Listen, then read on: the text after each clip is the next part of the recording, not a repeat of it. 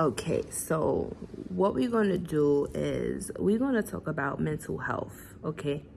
Because one thing that I'm noticing is that in Western society, we're not really conditioned to put our mental health first. We're always told to, to hustle, to bustle, to go and get it, right? Like, we're always talking, like, we're always told that, those who rest, those who don't do nothing all day is lazy. And sometimes we need that moment of rest. And I always believe in the law of rhythm. And for those who watch my channel, you guys know that I love this book called The Kabbalion. It talks about the 7 universal principles. And in these universal principles, one of the main ones that I'm going to talk about in this video is the law of rhythm. And you got to understand that with the law of rhythm, life is always going through its ebbs and flows. Like life never always stays in the high moments and it never stays in its low moments. Like in this moment, like take a moment to just think about like all of the hardships that you ever went through, right? Like you got through that, like you overcame those challenges and you're here right now. And then like think of some of the highest moments you ever been in, accomplishments and wins, right? Like those are beautiful moments. And sometimes those low moments make us really appreciate those high moments. And you know what?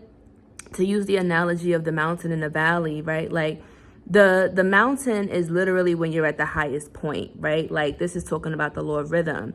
And we're not going to stay in that high point. Like everybody goes through it, like whether it's the height of your success, the height of your career, the height of your relationship, your love life, the height of like your fitness, just the height of whatever it is that's going on in your life. It's like, it's a graduation, like you've winning, you've achieved something great.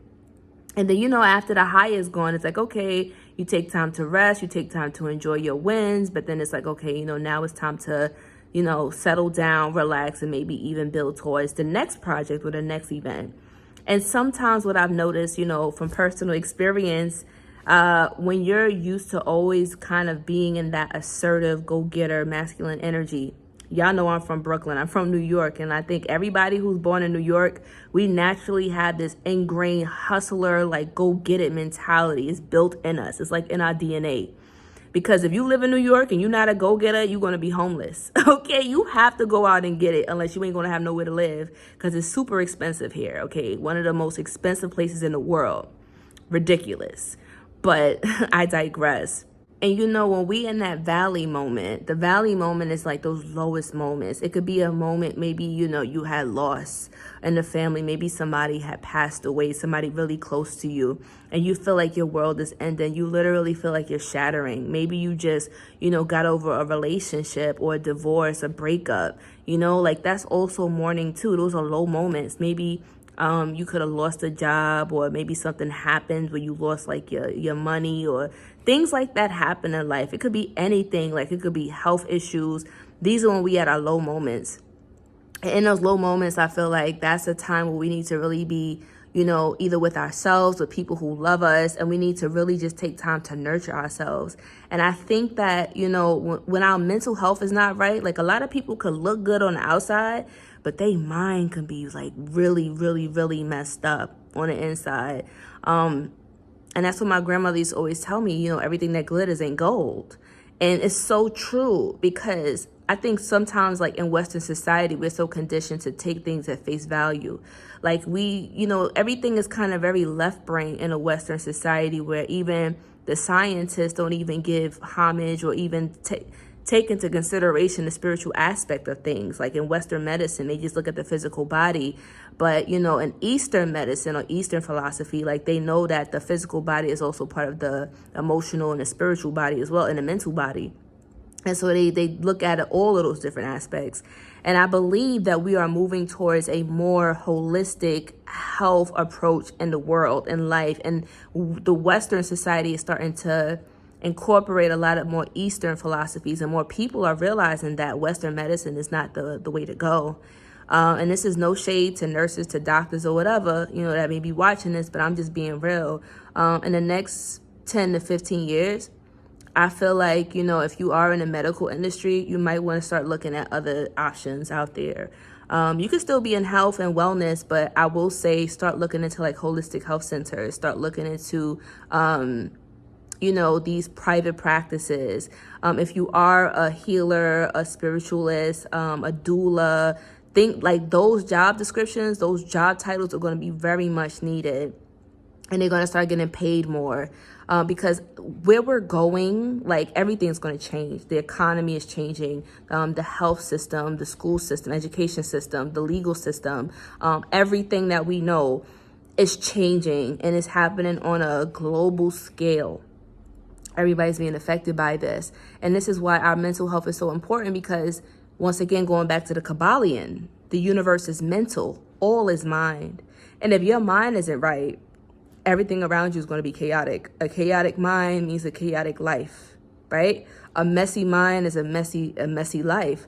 You look at anybody's house, if their house is a mess, 9 times out of 10, their mind and their thoughts is a mess. That's why if you ever notice, like if you feel like your mind is feeling jumbled all over the place, clean your house, clean your room, start straightening up, putting things, organizing. And it's like as you're organizing the things in your external world, you're also organizing the things in your mental world. And vice versa, right? As above, so below, as within, so without. You have to get your mind and your body right. You can't just be working on your physical. Like I know, no shade to the vegans. I love y'all. I have a lot of vegan friends, but I will say this. I do know some vegans, not my friends though. I do know some vegans though that, they maybe, they eat really clean and stuff like that, but their attitude is atrocious. Their mentality is just like so low level, low vibrational. And it's like, you're putting all of these healthy things into your body, but what are you doing about your mind? How are you cultivating your mind? You still got a whole bunch of traumas and triggers and stuff that's going on with you. And anytime anybody says anything, you're ready to explode.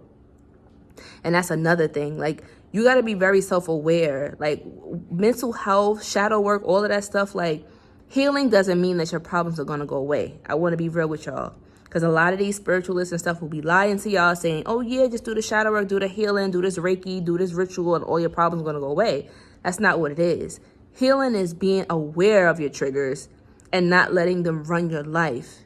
It's you taking the control and the reins in your life and saying, okay, I know that these are my challenges. I know that these are my shortcomings. But you know what? This is the hand that God gave me, and I'm going to utilize the best that I can with this hand.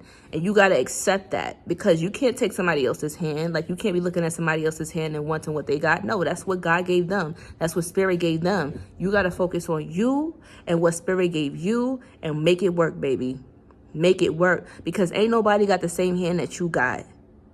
Everybody has their strengths and weaknesses, but don't focus on your weaknesses. Be aware of them. Don't let them run you. But remember, you got strengths too. And so I realized that when we start to focus on our strengths and we're aware of our weaknesses, not focusing on them, but we're aware and we're conscious and we're learning how to work with them instead of making them control us. And we're no longer reacting, but we are responding, right? We're taking time to respond when these emotional triggers come up, because we all got them, okay? We all are working towards healing, and the healing journey never stops. It's a lifelong thing, so be ready for it. Like my mother used to tell me when I was a little kid, I remember when I got my heart broken for the first time from this little boy in 2nd grade, and I came home crying to my mom. She's like, what happened? I'm like, oh my God, this boy, he hurt my feelings. He broke my heart, or whatever like that, right? And my mother was like, listen, baby, I know this is your first time getting your heart broken, but this is nothing. Prepare for more heartbreaks.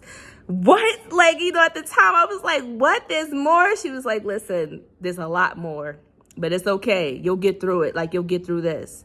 And, I always remember that conversation, because my mother was right. Like, life is always going to throw you challenges. Life is always going to test you, because that's what we're here for. This life is just a big ass test for the soul.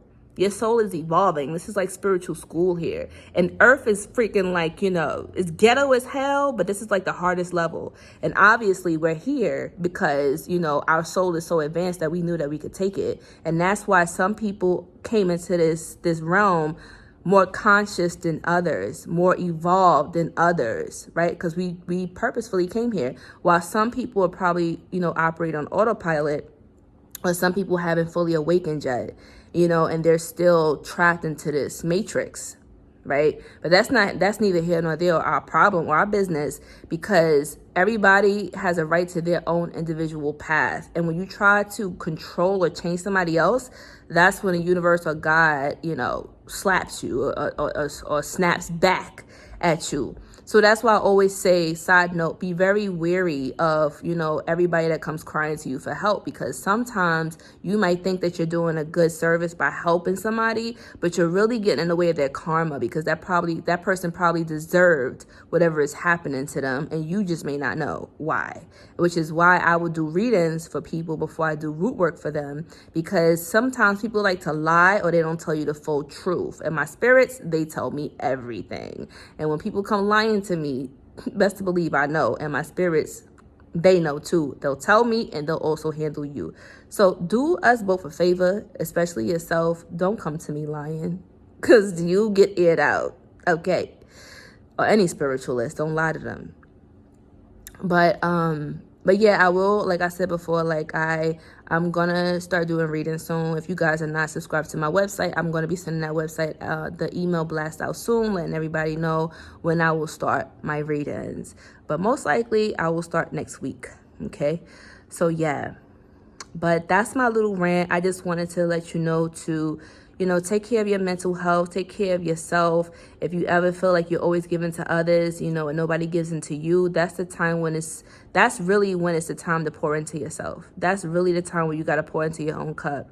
And it's okay to take some time alone. It's okay to go into your hermit bubble, and it's okay to focus on you. People might say you're selfish, you're self-centered. So what? Because at the end of the day, who's going to be there for you like you? Nobody. You came into this world by yourself, you're going to leave this world by yourself. And remember, at the end of the day, this journey is yours and yours alone. And nobody else can control this shit but you. Only focus on the things that you can control and stop stressing over things that you have no control over. Got me? Okay. Well, thank you so much for watching. If you're new to my channel, make sure you subscribe and hit that bell. Also, make sure you hit that like button if this video has helped in any way. And make sure you comment. Let me know what you think about this video if it helped in any way. Until next time, Conjure Queen signing out. Peace.